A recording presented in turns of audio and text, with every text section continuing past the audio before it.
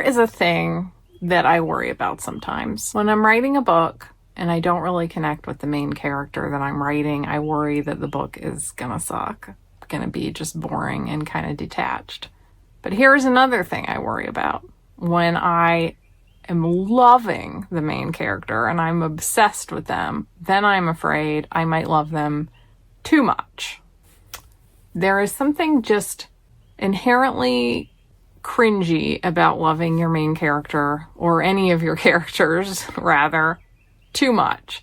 And this is somewhat related to like the, Mary Sues and Gary Stews and super special fanfic characters and stuff. There's those characters that are like the self-insert that are obviously a fantasy and have amazing powers and everything happens to them perfectly, blah, blah, blah. But I'm not really talking about that, even though they share some of the same qualities.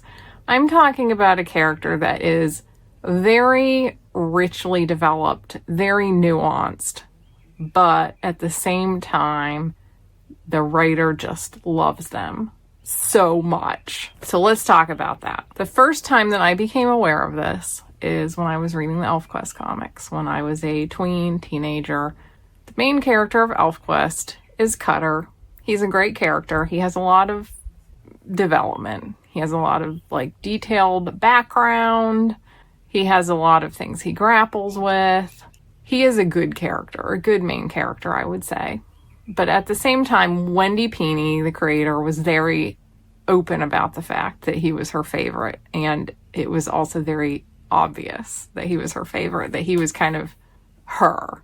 I mean, not her in the sense that she is Cutter, but, her in the sense that a lot of women have a male kind of avatar who is definitely not like them, but whom they really identify with within their book, or their comic book in this case.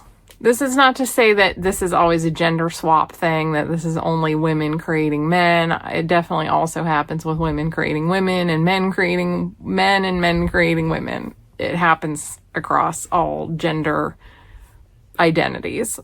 But it might be a little more common with women creating male characters, I think. Maybe. I haven't done a scientific study, full disclosure. So Cutter's a great character. He can carry this long series and all the character growth that he goes through over the course of decades of comic books. But he's also this extremely ripped, beautiful little elfin guy with a hot wife and twins. He has twins. And I think that the twins maybe was the thing that became that tipped it into the cringy territory a little bit. Because not only does he have twins, but you can guess, even if you've never read ElfQuest, you can probably guess that one twin was a girl, one twin was a boy, and they both kind of ended up being kind of special in and of themselves. The boy twin was super telepathic, super special telepath, and the girl becomes the next chief of the tribe. And of course the girl has flaming red hair. There's usually a redhead involved somewhere in the family unit of the super special family. And there's often twins as well. Oh, they're not identical and they're not the same gender. They have to be a boy twin and a girl twin. Did you ever read those Star Wars novels where Leia and Han have the boy twin and the girl twin? Yeah, like that. Now, I don't want to dump on Cutter too much. He just was the moment when I became kind of aware of this. He's still a great character. I still love ElfQuest. But yeah, there's the twins. And that got me wondering, what exactly is the tipping point between a great character who, protagonists, they usually are talented, they're often attractive, they have protagonist qualities because we're all human. We all want to have some level of fantasy in the characters that we're reading about. A lot of times, some people, you might want a book that's actually about somebody who's a total mess in every possible way, and that can be very cathartic too. But a lot of times, people gravitate toward books with people that are a little more impressive than any real person that you know. They're more hot, more cool, more intelligent or powerful or ripped and strong, whatever thing it is that you're drawn to. You often want a character that's, that. You could say that about like a huge percentage of characters in books, especially commercial books, that they fall into those categories of being exceptional in several different ways. But what makes a character tip into that, like, ooh, it's a little much there? What is the thing that you don't want to do? The other question that I have is, even if we do cringe, is this bad? Did I stop reading ElfQuest when I found out that Cutter had his amazing twins? Heck no. I continue to be a devoted fan for life. In fact, one could also argue that allowing a certain amount of cringe into a book can be a good thing. That a lot of the most popular long-running series do have a certain element of, yeah, I know this is a little much. You might laugh at it a little bit, but you love it. So then I wonder, how much do I actually need to worry about this? And it's also possible that the thing that I am cringing at is simply seeing myself reflected in that creator-character bond and recognizing it as both a beautiful thing and also kind of a little bit of a weird thing, because that's been me my whole life, having this extremely deep relationship with certain characters where it's like they are living in my head all the time, and I'm just, it's a weird relationship. The author-character relationship is a very strange relationship, and it is very much a relationship. If you've had a very long-running character that you really, really love, that is like your alter identity in a way, even though they might not be very much like you, it's kind of like they're a little bit you, they're a little bit someone you're attracted to. For some people, it's very much like, I'm attracted to this character, but at the same time, it might not be a very sexual relationship, you know? Like, the characters that I'm the most devoted to, I actually don't want to really think about that part of them very much. Like, that's private. It's like asking your family member. So in a way, they're kind of like family. They're kind of like a child, something you created and you want to see them do well. You're proud of them. In another way, it's kind of like a friend, somebody that you can just bounce things off of and have a peer relationship with. Like, my characters sometimes will talk to me a little bit. Like, we have this little bit of relationship where it's friendly, but at the same time, it's almost a little bit like celebrity worship also. That, like, wow, I'm kind of in awe of them. They're so cool. So there's a lot going on there. That's a lot of different relationships to have with somebody at once. Are they me? Are they my child? Are they my ideal partner? Are they something I just aspire to be, or somebody that I just think is so cool? What is it? It's so weird. And at the same time as you have this very deep and complicated relationship with your character, in my case, often one of the most important relationships in my whole life, you also can't really talk to anyone about it. It's like if you were forbidden from talking to anyone about your mom ever, because that's so weird. You have a mom? What? What are you talking about? Your mom isn't real. That relationship doesn't matter. That's kind of how it's felt my entire life, that I have this very complicated relationship that I can't talk to anyone about because they would think that's really weird. That person isn't even real. It's kind of like someone telling you about their dreams like every day as if they were a real thing. To most people, that is very boring. That's just your dream. It's not real. It didn't really happen to you, but it's like your dreams were very real and like almost dominating your life. This is probably one reason that I have a hard time making friends with people that aren't writers, because at least when I meet another writer, I can talk to them about a character like they're a real person and they'll get it. Dorothy Sayers had a very close-knit group of friends, and amongst her friends, she treated Peter Wimsey and Harriet Vane, the characters in her mystery series, like they were real people. She would like talk to her friends about Sir Peter like he was just a real person that she knew.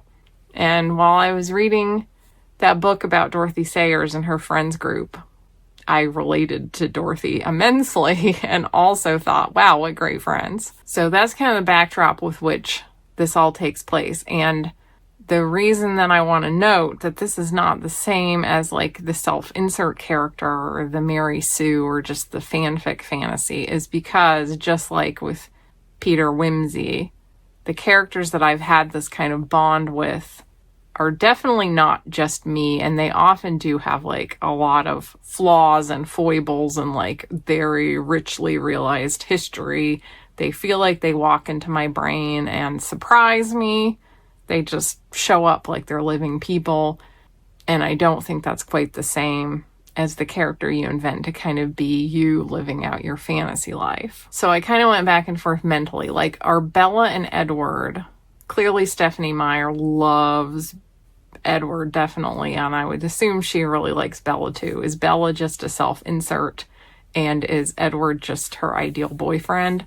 Or did they fall into the category of, like, more than that? Like, the main character that you can love too much. And I'm not sure if I think they qualify as more than being, like, just fanfic character kind of things. But then we have like Jamie and Claire Fraser from Outlander. I would say that they definitely read to me like what I'm talking about. Characters that the author definitely really loves, but they don't just seem like the whole story revolves around the fantasy of their love. That there's a lot of other things going on. And a lot of like character development that occurs outside the bounds of the relationship. And more nuanced complications and things like that. But I'm not sure. Let me know what you think about that distinction. The common theme with these characters is that they are the pillar of a long-running series. In fact, when you see a long-running series of any kind, I'm inclined to think that one of two things is true here. Either the author has this kind of deep relationship with the character, or the series is just really successful and the publisher is like, come on, give us more. Let's milk that. Let's make more money. I think it's very hard to write a long-running series without a deep inner motivation or a deep financial motivation, because that's like a lot. It's a lot of time to spend with people and a lot of work that goes into it. I think you can definitely tell when the author is only just kind of doing it for the money and they have kind of run their course with the character. Like, Ella Montgomery was pressured to keep writing more Anne books, and I can definitely sense her interest in Anne and her sense of, like, I don't know what to do with this character anymore. That feeling starting to creep into the Anne books more and more with every installment. Whereas there are other series where you get the sense that the author loves the character so much that they don't ever want to let them go and would probably just keep on writing them for their own enjoyment, even if they didn't sell. And I have a lot of characters in my own stories, of course. I've been writing since I was very little. So I've had a lot of long-running characters, some of which I never really quite connected with, some which I really, really like, but they're still not those characters. And then there's just a few. These are characters I think of as suns. They're the centers of their little solar system, and they might be surrounded with other characters that I also love very, very much, but the sun character is the one who's kind of the core of the group. They're kind of just the characters that make everything happen. For me, these characters always have been male, and I don't know if that will always be true because I've been getting a lot better at writing female characters in the last decade, and I would say that Velsa from the Cursed Soul trilogy is probably the closest I've come to writing a female sun character, because I really love Velsa. But the reason I don't think Velsa could be a sun is just inherently she does not have that level of ambition to be a sun, to like keep doing protagonist things that would make her story continue on and on and on in a big way. And of course, some of that is just the way that I write women versus the way I've written men, that I connected more with my male characters earlier on, so they just tended to show up inherently with more complicated motivations and more ambitions. And I've slowly been getting more female characters that have more sun qualities, but I haven't quite gotten to an actual sun woman showing up in the story yet, but it could definitely happen. I do think that a lot of female writers have kind of a male avatar for various reasons. And that's another video. We'll talk about that later. A good son character also has the qualities that I think make a good character in general, which is why I've had a lot of other characters that I've loved a whole lot, and they seem very real to me, but they're not son characters because they maybe are lacking one of these inherent qualities, which are they should have very strong strengths, but also very vulnerable vulnerabilities. They need a good balance of those things so that when you're writing them, they have some moments where you thrill to their talents, but also just identify and agonize over their vulnerabilities. There needs to be a balance. And they should also have some really, really good qualities and also some definite flaws. And for me, those flaws do need to be like real flaws. Like, it can't just be like he's arrogant in a hot way. That's not a good enough flaw. It needs to be like some real flaws. And the son character also has a lot of ambitions, and there is some inherent moral conflict to their desires. The things they want are not simply obtained. They are going to have to go through moral conflict on the way to obtaining them. For me, those are the things that make for a good son character, because those characters are going to carry a lot of story. So they need to have, there needs to be a lot of meat on the bone to chew on for like a lot of story. And those are the qualities that I think lend to that. So I think a lot of times these types of characters have really powerful qualities that make them good main characters. And it is my suspicion that the thing that ruins them, or if not ruins them, makes them kind of cringy, really comes down to when you make them feel special within the story. Like, they might be special to you, but within the story, they're not allowed to be too special. And that's why I think Cutter generally is a pretty good character, but the one thing that really pulled me out of it was his twins, because the twins just felt so special. Like, it'd be one thing if it was part of the story, like, oh, well, elves often have twins. But no, it's in fact established that twins are not only rare in our world, but they're even more rare among elves. So he had like the specialist, rarest twins. I was really curious to know what you guys think, if there are other reasons that you could think of as to why a character tips from being just a really great, well-realized character into a kind of embarrassing character. The top comment was, I think Bella and Edward are an example of characters that the author loved too much because she doesn't really let anything bad happen to them or give them real faults. They basically get to live happily ever after in excess to the established rules she created for her world. Other vampires don't get to have kids, but they do. And sure, she does invent the magic reason and way they get a child, but feels very cheap, especially because their kid is literally perfect. All the perks of being a vampire, retains all the perks of being human. She has superpowers. She literally skips all of the hard and difficult aspects of even being a baby and being a child they have to raise. She never cries, is potty trained in like 2 weeks because she grows to being a child in like 3 months, and that child never cries, never has temper tantrums, never disobeys. So I am thinking this person is hitting the same thing. I'm coming to the conclusion that the rules of the world should not be bent for the character, to give them something special that other characters don't get to have. Another person noted the characters from Stranger Things. The creators didn't let anything truly bad happen to them. There were no consequences, so by the end of the show, they're back to where they were before the show even started. I've not watched Stranger Things, so I can't comment on whether I would feel that was true, but that is maybe another common problem, is if the character does not go through any difficult growth, which also is kind of what the previous commenter was talking about with Bella and Edward's kid, that they didn't have to go through any of the tough parts of raising a baby. And you know, I would actually have loved to have seen Edward and Bella trying to like legit raise a baby. You don't necessarily want the story to get bogged down in like the minutiae of raising a baby. But it probably does help to give your characters those moments. Like, I personally really love those moments where you have, like, a really cool guy and they get together with the girl and then they have a baby and suddenly this really cool guy is reduced to, like, changing diapers. I kind of love that. because that's always the part of the story that we do gloss over a lot of times is, you know, they live happily ever after and they have these beautiful babies in the end. And like, let me see how that actually went.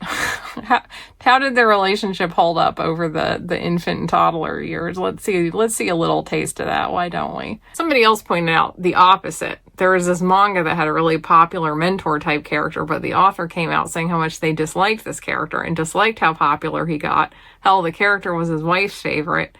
And you could see it. This character isn't even evil, but it started to affect how I saw the character and how he was written. Each new chapter, he was trying to nerf him. That we've definitely seen that too. In fact, I often tend to love the characters that are not the author's favorite.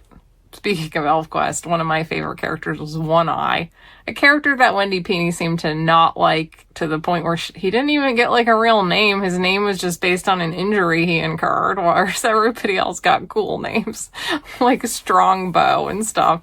And I was like, poor One Eye. But I thought he was hot.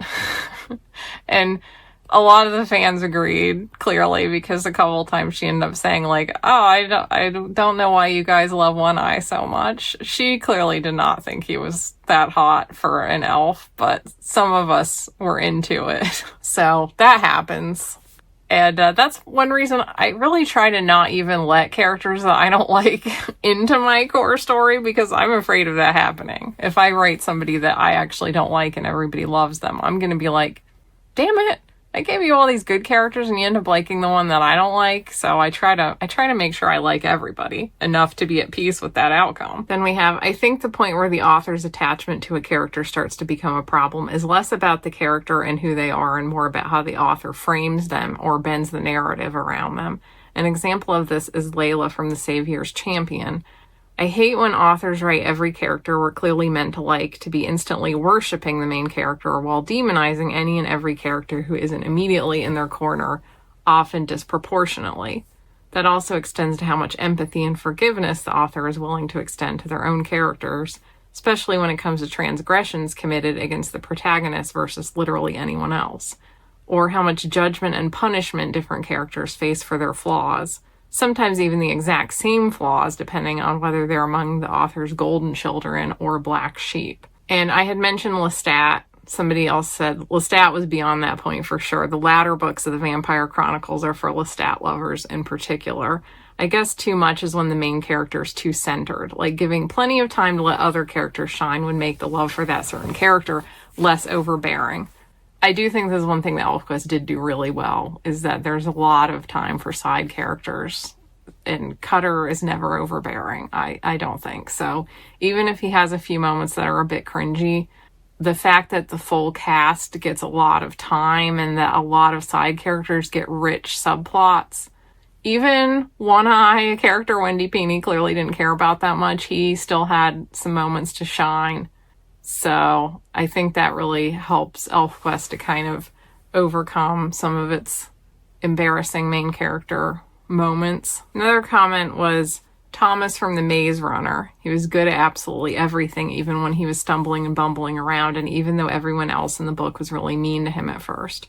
But to be fair, everyone was mean to everyone all the time, honestly. However, the author definitely loved him too much. He became a maze runner really fast, was always so smart and able to figure out stuff that the others were not able to, despite them having been in the maze for much longer than Thomas. Of all the things that I think I'm sometimes guilty of with Alfred, who has like been my main son character for like 20 years now, I have to watch myself that he is not wiser than the other characters around him, because he shouldn't be.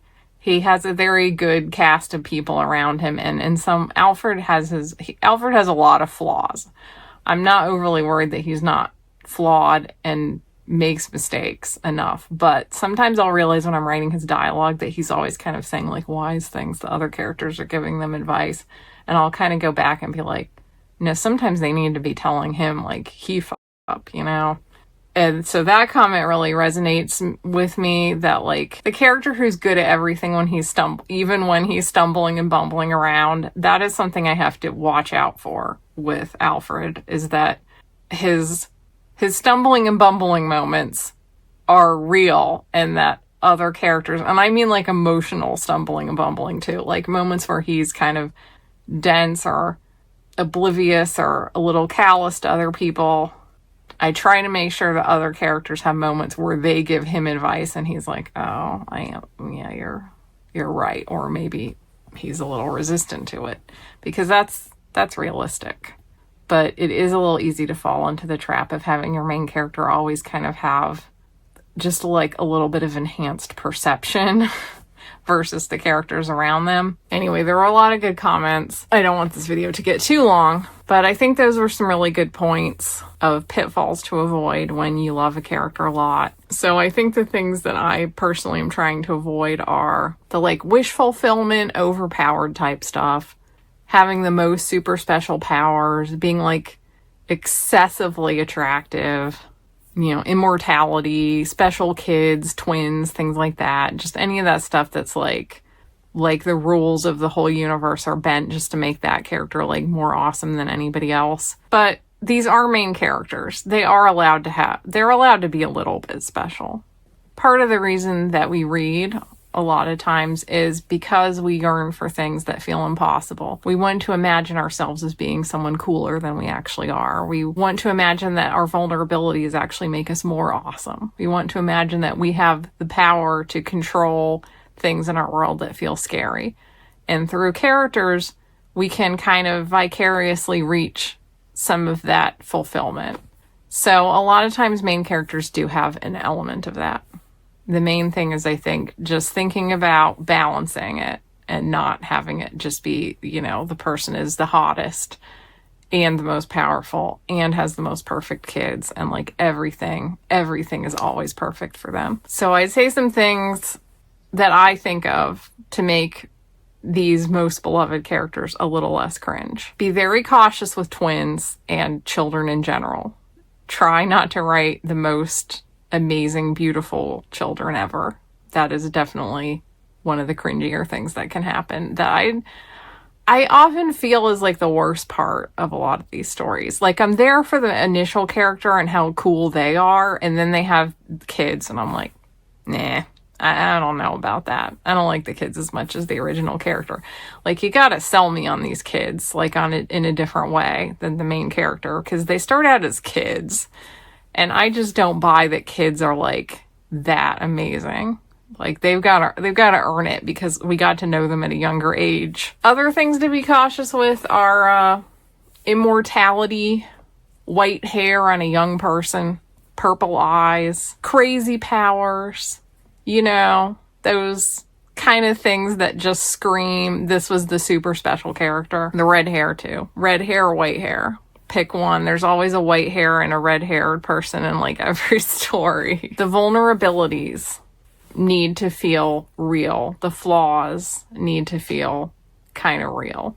One of the things that sold me on Outlander, even though it also is a story that has some of those like kind of, you know, you're lost in this dream of this hot Scottish man and all this. But at the same time, like there's that scene where like he's gonna like physically punish her because that would have been the culture of the time, and she's kind of like, what are you doing? Daring to put that kind of flaw on the character of showing him being truly a man of his time who's like, I'm gonna physically discipline my wife because that's what I would have really believed. That made the character so much better because that's like a real flaw that we had to reckon with. And when he gets past that and is no longer that guy anymore, that really feels earned. Don't neglect the side characters. Take a page from ElfQuest where Cutter was the sun, but he had a really bright constellation of stars around him, and that every member of his tribe was a well-realized character. I think it's like 17 characters in the initial tribe, which is a lot of characters, and yet I can, almost from the moment I read it, I could immediately name you every member of the Wolf Rider tribe. That level of detail put into the side characters really helps to balance out the sun character. So, like, make sure that you love your side characters almost as much as your main character, and I think that goes a long way. And beyond that, I do think it's those little things. Like I was talking about with Alfred, I sometimes give him more wisdom than he deserves, and I have to dial it back a little. So I was just writing this scene where Livonia, his fiance, she's dealing with a lot.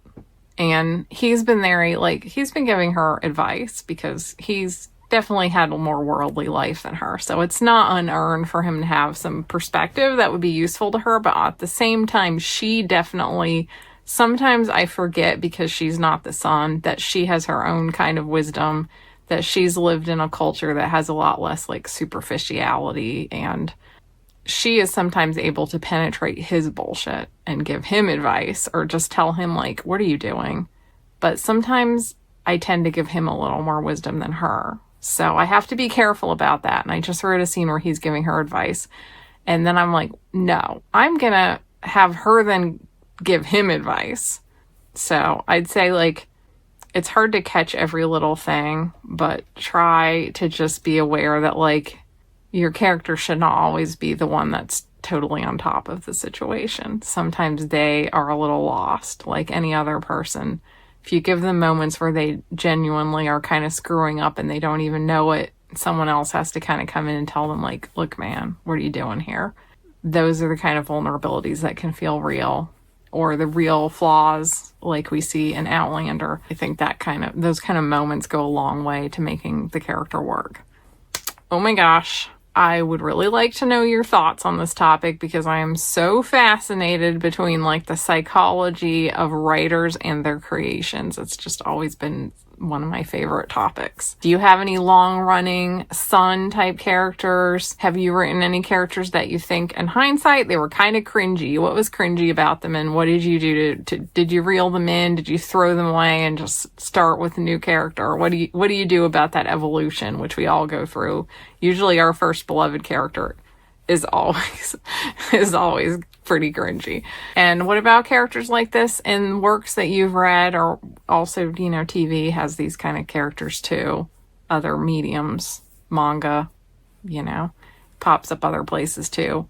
What characters do you think that the author loved too much, and when do you think it works and when do you think it doesn't? I would love to hear your thoughts.